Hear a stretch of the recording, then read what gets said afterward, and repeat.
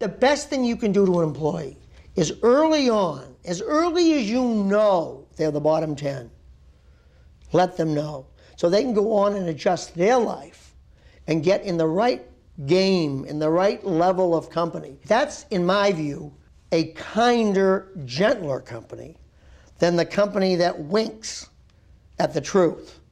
His approach has certainly been rewarded on Wall Street. If someone had bought $10,000 worth of GE stock the day you took over as CEO, what would it be worth today? It would be worth over $800,000. Oh, my word. That was Jack Welch, GE's legendary CEO, just before he retired. So was Jack Welch a sage or a sinner? You be the judge.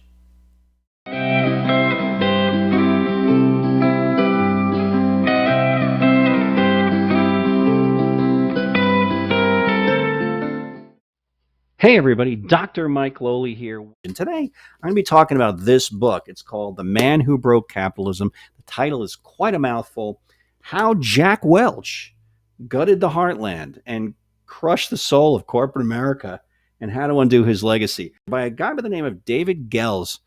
I hope I'm saying that right. He's a New York Times journalist.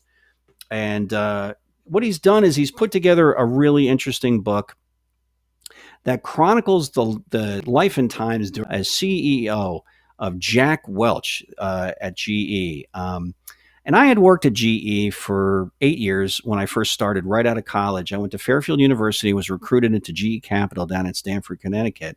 And so I grew up in GE. And so I've always been interested in stories like this or interviews or what have you. Unfortunately, GE also is no longer the powerhouse it was when I worked there, and that has fascinated me.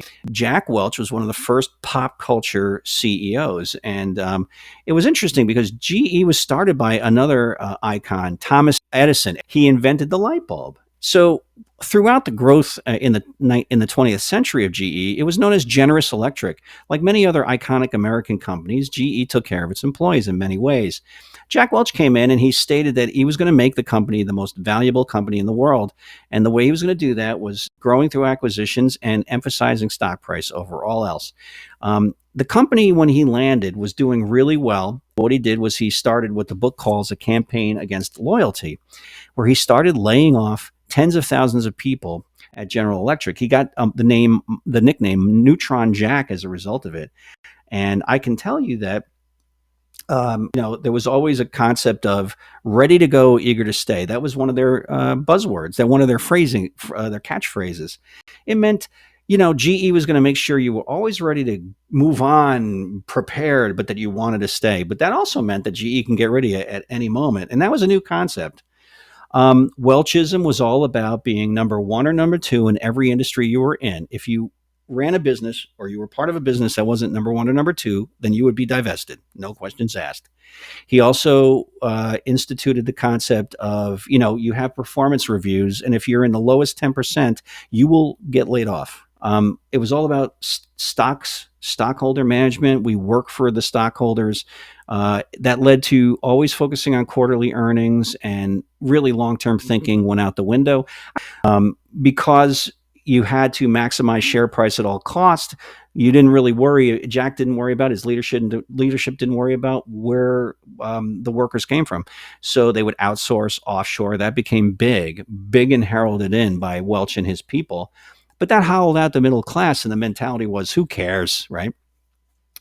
Okay, so we've talked about the fact that GE shifted from an industrial corporation really to a financial-oriented corporation.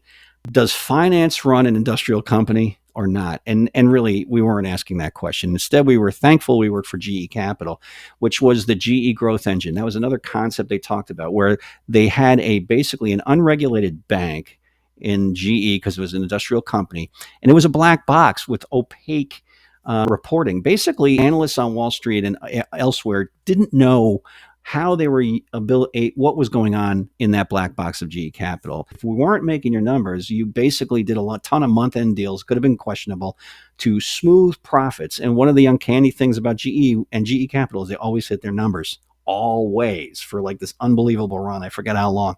Guys, the real world doesn't work that way. Where it came tumbling down was after Jack left and his successor, Jeff Immelt, came in. Subprime mortgages. GE was big into that. And as the name indicates, that was a major problem. People who shouldn't have gotten mortgages because they really didn't have the financial wherewithal to support them were given them. And that really almost brought the world economy down without all the bailouts of 2008 and 2009.